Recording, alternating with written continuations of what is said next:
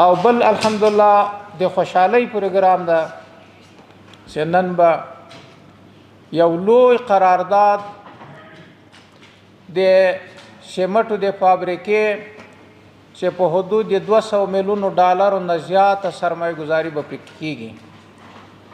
از 200 میلیون اضافه سرمایه گذاری انشاءالله در این فابریکه می شود و این فابریکه ساخته می شود جبل السراج و این فابریکه تولید سیمنت باشد. دا فابریکه به انشاءالله مستقیم 15,000 کسان کم و زیاد په دې کې کار کوي. بجوانای ما شما تا 5,000 یا اضافه دی مستقیما انشاءالله برایش کار پیدا می شود و مشغول خدمت در وطن خود ما شما می شود. یک دویم سرمایه گذاری از 200 میلیون دلار بالا خواهد بود. دو سیم در یک سال انشاءالله 1.5 میلیون تن سیمنت را تولید خواهد کرد.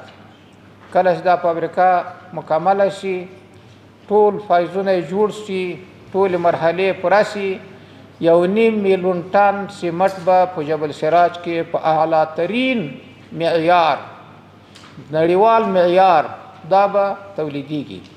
یو ټن 60 بورې سیمنت کېږي دا اوس بازار کې 50 کیلویي نو 10 میلیونه بورې سیمنت به په کال کې تولیدي.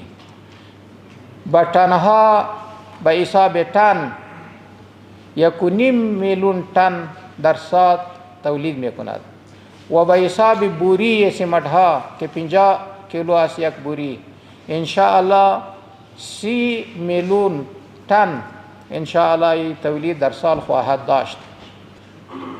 څلورم د سیمنټو ټول